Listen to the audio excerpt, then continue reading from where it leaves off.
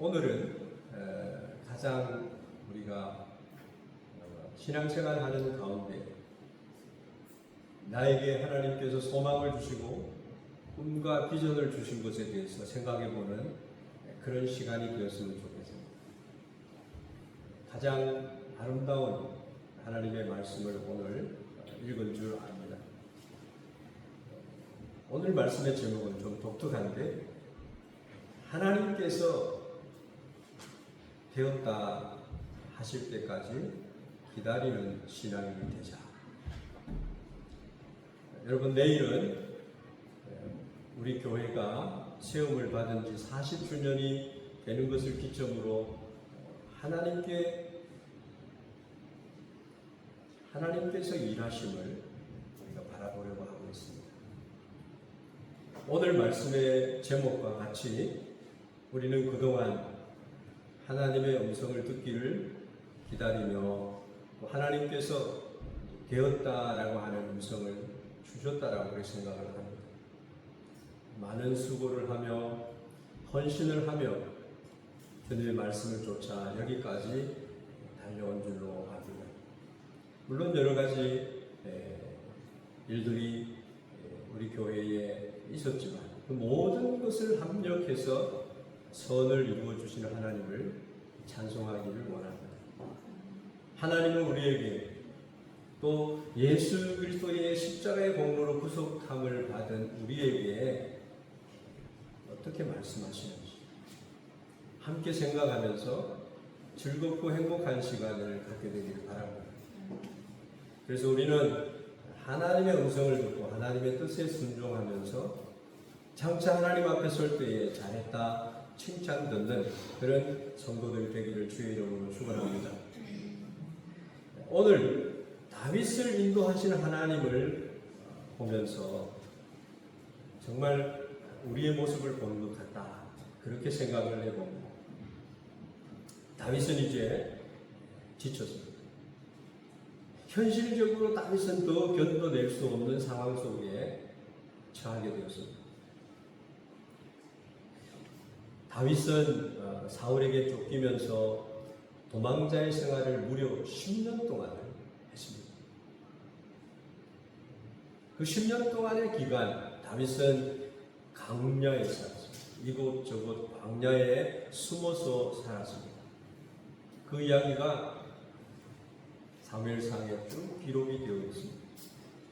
엔게디 광야에 숨어 있었고, 바란 광야에 숨어 있었고, 십 광야에 숨어서 살았습니다. 매일 도망을 다녀야 됩니다. 생존의 위협을 받아야 됩니다. 이 힘겨운 도피 생활 속에서 다윗은 완전히 지쳐버렸습니다. 여러분, 광야 생활은 단순한 생활이 아닙니다. 생존을 위해서 인간의 노력을 아무리 해도 살아남을 수 없는 곳이 광야입니다. 그런데 하나님이 함께하여 주심으로 다윗이 여기까지 왔습니다. 그가 겪었던 고통이 얼마나 컸는지 시편에 보면 다윗이 이렇게 노래를 하고 있습니다. 시편 63편 1절 말씀에 하나님이여 주는 나의 하나님이시다. 내가 간절히 주를 찾되 물이 없어 마르고 곰핍한 땅에서 내 영혼이 주를 갈망하며 내 육체가 주를 악모하리이다. 결국 하나님을 바라보고 있는 다윗의 이 처한 모습을 보십시오.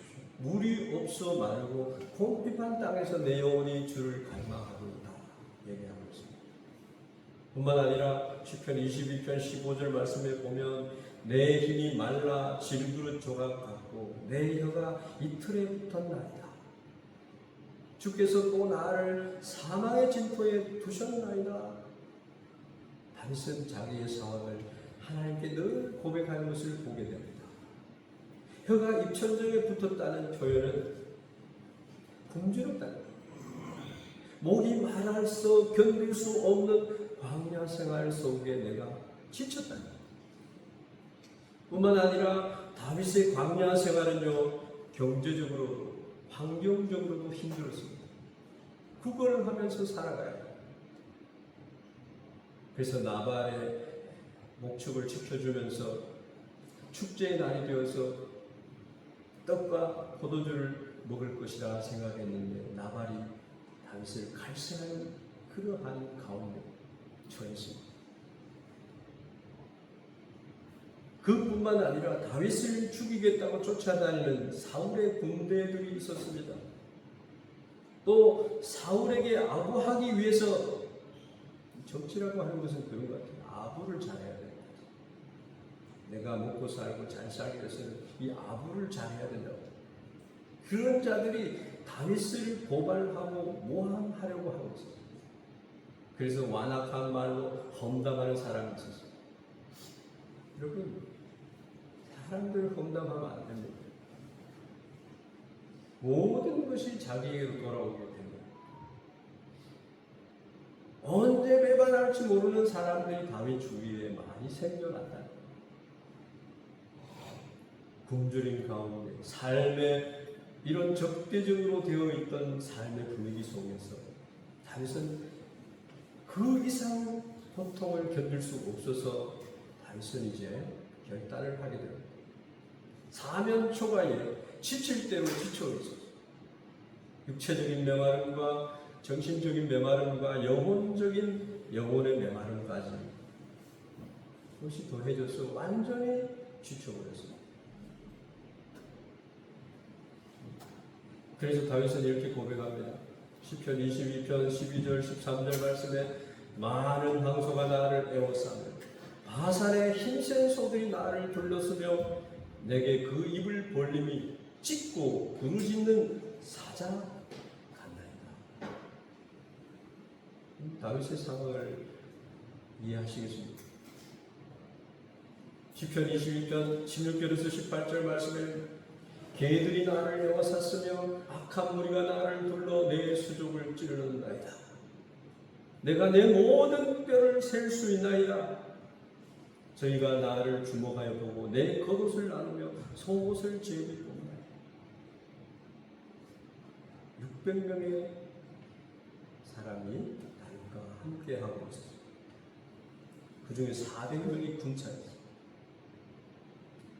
가족들이 같이 있었습니다.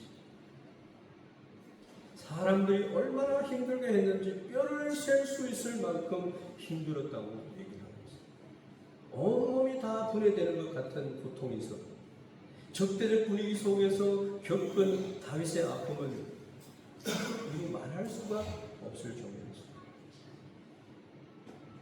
그래서 시편 62편 3절 4절 말씀 넘어지는 담과 흔들리는 울타리 같이 사람을 죽이려고 너희가 일제히 공격하기를 언제까지 하겠느냐.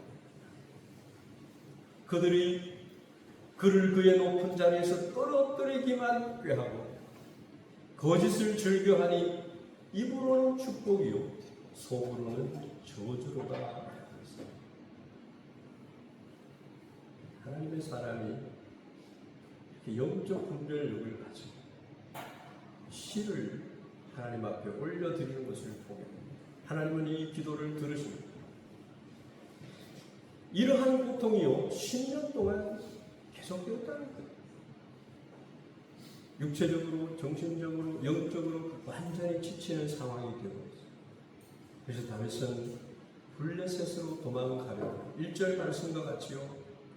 다윗이 그 마음에 생각하기를 내가 9일에는 사울의 손에 망하리니 블레셋 사람의 땅으로 피하여 들어가는 것이 상식이로다. 이렇게 말합니다.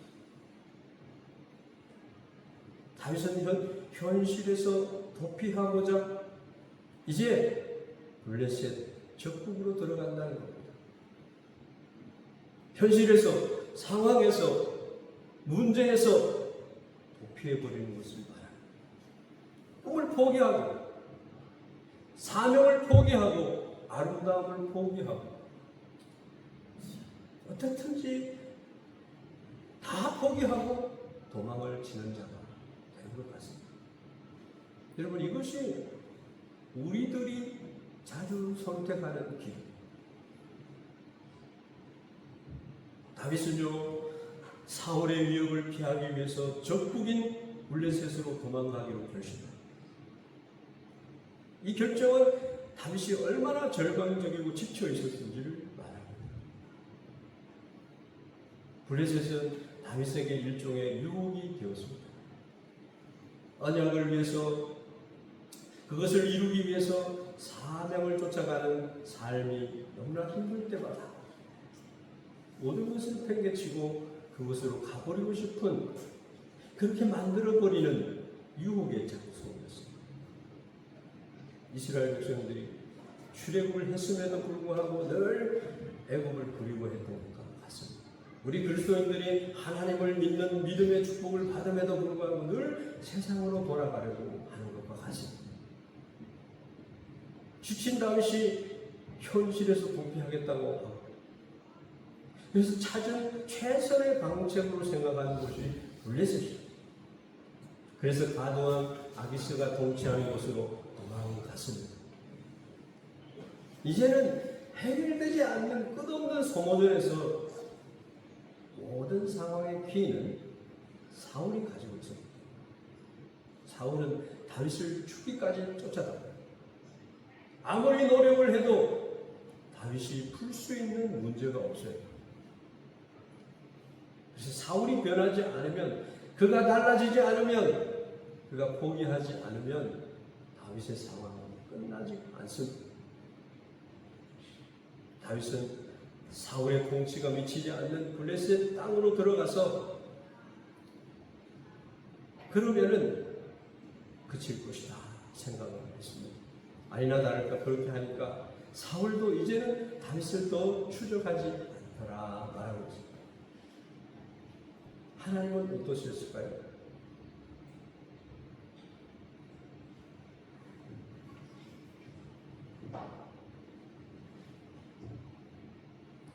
여러분, 우리의 삶은 그렇게 넉넉하지가 않음을 얘기합니다.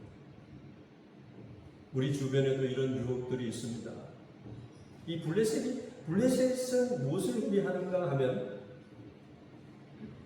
이 블레셋이라고 하는 것은 다윗 옆에 있으면서 힘들 때마다 그에게 손짓하면서 유혹하는 것입니다. 언약의 백성, 하나님을 믿는 백성은요, 고난을 마다하지 않아요. 십자가를 지고 주님을 쫓으라고 했어요. 사명을 쫓아가는 삶이 힘들고 어려울 때마다 우리는 그것을 팽개치고 쉬운 길을 선택하고 넓은 길을 선택하려고 한 유혹이 있다라고 합니다. 이것이 10년 동안 계속 다윗을 따라다녔어요. 쫓길 때마다, 고통스러울 때마다, 이스라엘 왕이 되는 꿈을 포기하고 싶을 때마다 고개를 내밀었던 유혹이었다는 것이죠.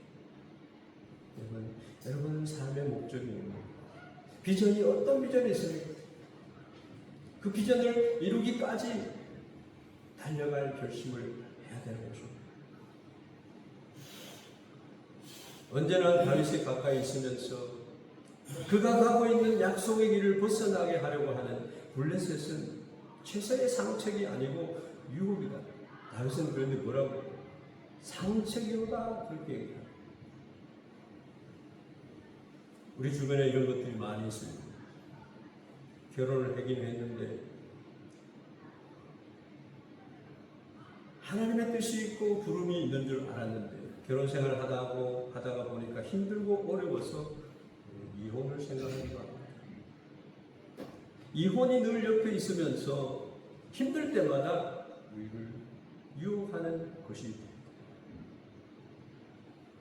외국에 사는 이민자들의 경우에도 이민 생활이 벅차고 어려워요. 한국으로 돌아가고 싶은 마음이 많이 있습니다. 공부하는 사람들도 유학을 와서 유혹을 받습니다. 비전을 가지고 공부를 하다가 돈이 없으니까 힘드니까 돈벌이의 유혹에 빠집니다. 가난한 나라에서 일본에 와서 유학을 하는 사람들이 이 유혹에 빠져 있었어요. 한국에 와서 공부하는 유학생들도 마찬가지입니다. 돈벌이 하기 위해서 왔어요.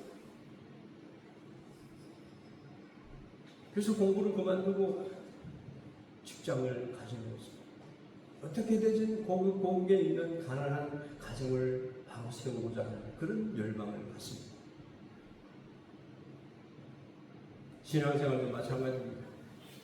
여러분, 신앙생활, 아름다운 신앙생활 갖기를 원해요. 아름다운 교회는 우리가 만들어 가야 돼요. 내가 희생하고 내가 섬기고 화목케 하는 직책을 받은 자로서 하나님의 사랑을 가지고 섬겨나가요. 우리를 섬기러 오신 예수님을 본받아서 우리가 섬겨나가야 돼요. 말쟁이가 되지 않고 모퉁이 돌이 되는 거죠. 주님은 하나님의 미라를 가르치시면서 나는 하나님의 미라를 되겠노라 말씀하셨어요. 사람들과 함께 있다가 보면 갈등이 생깁니다. 삐걱거립니다. 내 의견하고 틀리는 것이 나옵니다. 그럴 때 그들 옆에 있는 유혹이 있다. 신앙생활을 그만두려고 하는 거죠. 내가 교회를 안 나가면 되겠지. 교회를 그만두면 이런저런 문제도 없이 마음이 편해지겠지. 천만의 말씀. 그것을 극복하지 아니하면 세상 어디에 가도 그런 교회는 만날 수가 없는 교회는요, 미완성입니다. 천성의 교회까지 이룰 때까지 우리는 주님이 승리의 교회를 주셨지만 예수님의 깃발을 보고 비전과 소망을 가지고 뜻을 합하여 한 마음으로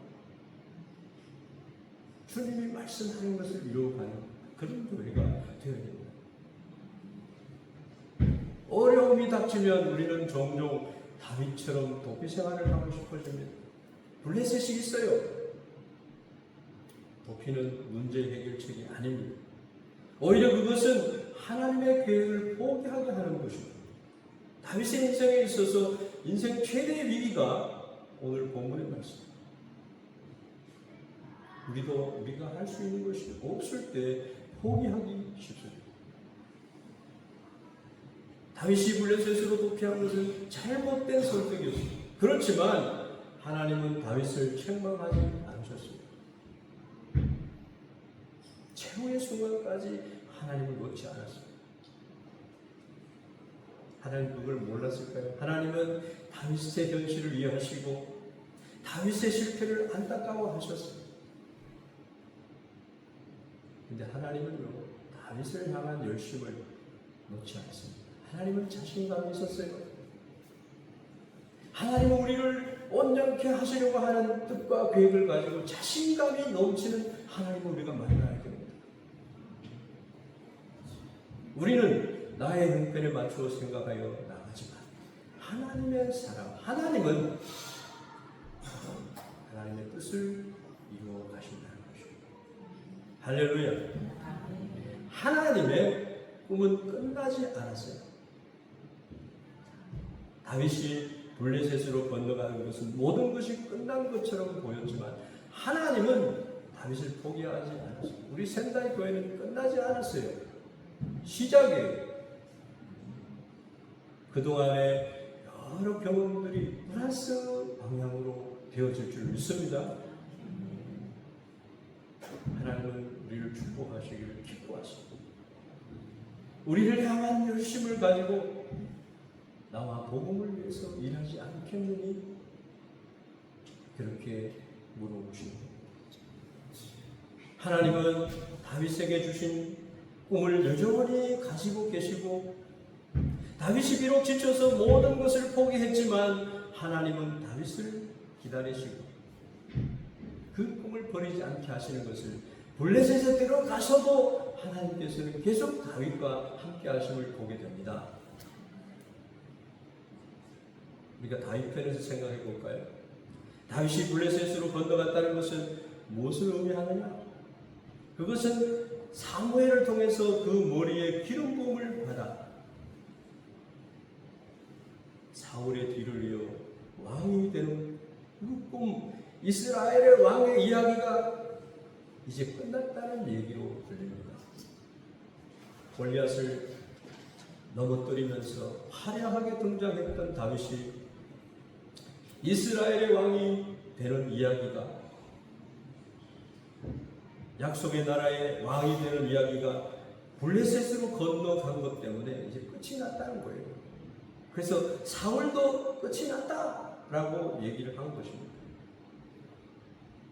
다윗은 그냥 건너간 것이 아니라 모든 것을 내려놨어요. 하나님, 나는 할 수 없어요. 우리가 내려놓을 때에 하나님 역사하시는 줄 믿습니다.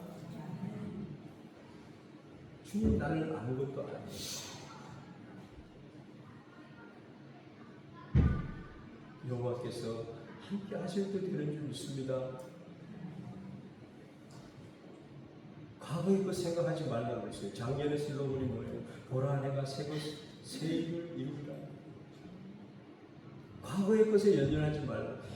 에집트에서 구속받은 것도 잊어버리라는 거예요. 새 것을 너희들에게 준비했다는 거예요. 하나님의 역사는 그렇게 쓰여지는 것입니다. 그래서 다윗이 건너간 것은요, 모든 이야기의 종지부를 찍은 사건이 됩니다. 다윗이 가드에 도망한 것을 혹이 사울에게 고함해 사울이 다시는 그를 수색하지 아니하니라. 오늘 4절 말씀. 사울에게 있어서 다윗은 이제 더 이상 쫓을 대상이 아니었습니다. 다윗이 이스라엘 왕이 될 가능성이 없어졌기 때문에. 그런데 우리는 그 결과를 알고 있습니다. 다윗이 이스라엘의 가장 위대한 왕, 2대 왕으로 등극한 것을 우리가 잘 압니다.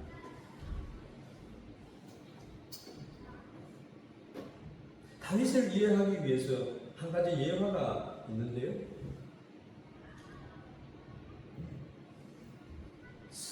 퍼펙트 스톰이라고 하는 영화를 본 적이 있습니다.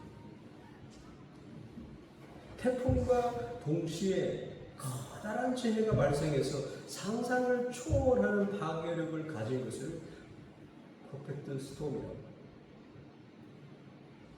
이 영화의 내용은요, 고기 잡는 어부들의 이야기.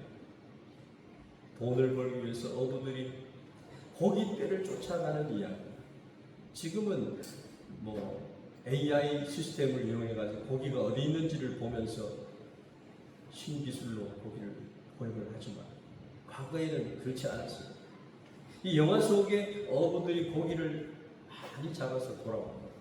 그런데 불행하게도 허리케인이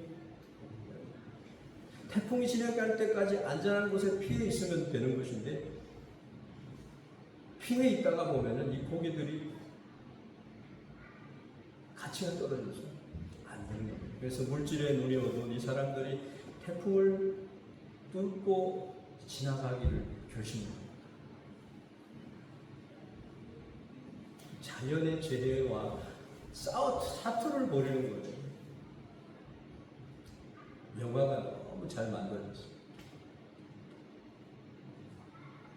그냥 영화 보는 사람들은 같이 메모리 돼가지고 영화를 보게 됩니다. 그래서 이 영화 제목이 퍼펙트 스톰이라서 완벽하게 뚫고 지나갈 것이라는 상상을 했는데 결과는 그 사람들이 다 죽고 바다에 다 그냥 허리케인이 다 휩쓸려서 죽어버려요. 그리고 영화가 끝이 났어요. 인간이 나약함과 허무함을 가지고 있다는 것을 보여주는 영화였습니다. 스펙트 스톰은 뭐를 얘기하느냐? 인생의 삶을 흔들어지키는 완벽한 적들이 있다. 그것을 여러분 어떻게 이기겠어요? 다윗도 포기를 했어요. 여호와를 그렇게 사모하고 여호와는 나의 목자라고 고백을 했던 다윗도 두 손 두 발을 다 들고 갔던 그것. 여러분 완벽한 분은요 허리케인을 움직이는 하나님이신 줄 믿습니다.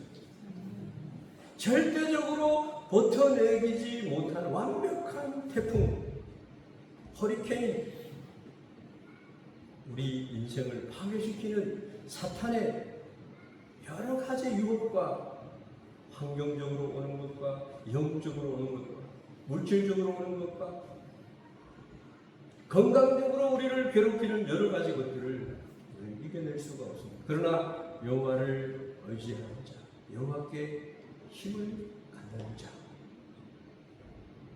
그런 자들은 노인과 바다 영화도 비슷합니다. 사투를 벌여서 큰 고기를 끌고 나오지만 상어떼들에게 그 상어의 잡았던 고기를 다 뺏겨버리지 않습니다. 인생은 그런 거예요. 10년 동안 끈질기게 버텼는데 이제는 맥없이 포기하고 블레셋으로 가버린 이야기. 완전한 승리는 사울에게 있었습니까?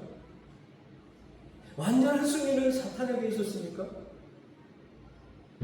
그렇지 않습니다. 하나님을 사랑하는 다윗에게 승리가 있음을 믿습니다. 여러분, 삶 속에 하나님이, 예수님이 여러분과 함께 하심을 믿으시기 바랍니다. 우리는 소명을 받았어요. 비전을 받은 사람들이에요. 현실에 있어서 넉넉하지가 않아요. 다 팽개치고 그냥 그렇게 하고 싶어요. 그렇게 하면은 포켓한 사탄에게 지는 것입니다. 여러분, 악에게 지지 말고 손으로 악을 이기라 말하고 있습니다. 방해꾼들이 많이 있습니다. 그리스도의 십자가의 은혜로 승리하시길 바랍니다. 나를 사랑하사 나를 위하여 자기 몸을 내어주신 하나님을 믿는 믿음 안에서 승리하는 여러분 되기를 바랍니다. 악이요, 승리하는 것 같아요. 그런데 승리는 내 것이 없습니다. 하나님을 믿는 사람에게 승리를 하나님 가져다 주는 줄 믿습니다. 누가복음 15장을 보면 탕자의 이야기가 나옵니다. 아버지는 아들을 포기하지 않습니다. 기다립니다. 그 신분을 회복시켜 주시고 아들의 삶으로 살아갈 수 있도록 축복해 주시는 분이 아버지십니다. 다윗도 블레셋에서 다시 하나님의 꿈을 꾸기 시작합니다. 하나님이 포기하지 않으시면 다윗의 이야기는 끝나지가 않는 것입니다. 하나님은 우리의 꿈을 다시 일으키시고 그 꿈은 결국 이루어질 것입니다. 챈나의 교회의 여러분, 성도 여러분들은 행복자입니다. 여러분들을 통해서 하나님께서 하시고자 하는 일이 있는 줄 믿습니다. 하나님께서 당신을 통해 메마른 땅에 샘물 나게 하시고 가난한 영혼, 목마른 영혼 당신을 통해 주 사랑 알기 원하니 하나님은요 우리에게 이런 관심을 가지고 계십니다. 정신없이 쫓기면서 살아가고 있습니다.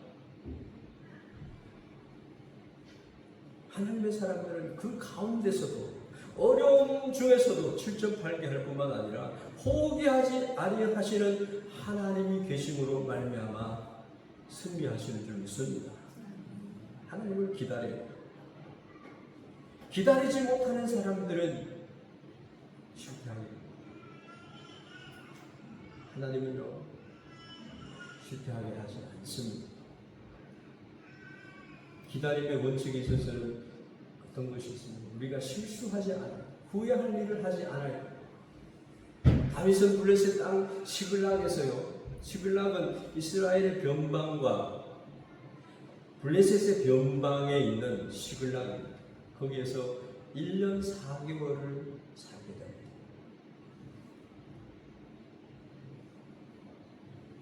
블레셋의 왕은 다윗을 변방에 두고서 이스라엘을 침공하기를 바랬어요. 왜 사울이 다윗을 보냈기 때문에. 충분히 이유도 있었어요. 그렇지만 다윗은 기다렸습니다. 기다리면서 그 원칙을 가지셨는데 그 첫 번째 원칙이 후회할 일을 하지 않았다. 현실적인 상황에서 다윗은 이스라엘 백성과 싸우고 싶은 마음이 있었을 거예요. 그렇다면 이스라엘의 왕이 된 뒤에 다윗은 치명적인 후회를 하는 약점을 주게 된 것입니다. 그 말씀에 대해서는 오늘 27장 5절에서 12절 말씀에 나옵니다. 나중에 후회할 일을 하지 않는 것입니다. 침묵하는 것입니다. 하나님 앞에 기도하는 것입니다. 삶의 목표가 있는 사람은 기다릴 줄 아는 사람이고 후회할 일을 하지 않는 것입니다. 하나님께서 주신 소명이라고 내가 가지고 있다면 아무리 내가 가능성이 없어 보이고 확률이 없어 보인다 할지라도 하지 말아야 될 것은 안 하는 것입니다. 아름다운 공동체, 하나님의 아름다운 공동체를 꿈꾼다고 한다면 아무리 힘들어도 막 가면 안 됩니다. 아무리 갈등이 많고 힘들고 화가 나도 함부로 입을 열어서 상처를 주고 받으면 안 됩니다. 왜냐? 우리가 하나님의 공동체를 이룰 사람들이기 때문에 기다려야 됩니다. 여러분 절대로 나는 괜찮다고 해서 실수한 사람들의 흉을 보는 그런 일이 있어서는 안 돼요. 가려줘요. 가정에서도 아무리 힘들고 절망스러워도 내가 아직 가정에 대한 꿈을 가지고 있는 한 그것은 끝난 것이 아니에요. 그때 가서 후회할 일은 결코 하지 말아야 되는 것입니다. 이것이 하나님의 사람들이 해야 될 일이에요. 두 번째로는 기다리는 사람들은요, 해야 할 일을 해야 되는 것입니다. 작은 일이라도 해야 됩니다. 다윗이 그 기간 동안 했는 일이 뭐예요? 1년 4개월 동안 했는 일이 뭐예요? 사무엘상 30장에 보면 이런 이야기가 나옵니다. 다윗이 시글락에 있을 때에 이 시글락, 다윗에게 주어진 이 땅, 아말렉이 침범을 해왔어요. 다윗이 가드에 갔다가 돌아왔는데 와서 보니까 아말렉이 부녀자들과 아이들을 다 잡아가지고 갔습니다. 물건을 가지고 갔습니다. 다윗이 군사들을 끌고 쫓아가서 모든 식솔들을 구출하고 아말렉을 진멸을 시키고 이때 아말렉이 블레셋이나 이스라엘 사람들에게서 약탈한 전리품을 엄청나게 많이 가지고 있었는데 다윗은 그것을 다 빼앗아가지고 베델과 헤브론을 위시한 유다 온 지역에 있는 자기 친구 동료들에게 장로들에게 선물로 보내줬습니다. 무슨 뜻입니까? 나는 이스라엘로 돌아간다. 다시 이스라엘로 돌아가겠다는 것을 나타내는 거예요. 실력을 키우고 10년 동안의 삶 가운데 하나님을 만났던 그 신앙을 가지고 배울 것을 배우고 교제할 것을 교제하면서 그때를 위해서 할 일을 하고 있습니다. 여러분, 우리는 처해진 상황 속에서 하나님의 사람들로 해야 될 일이 있어요. 하나님이 일하시도록 하는 틀을 만들어야 되는 거예요.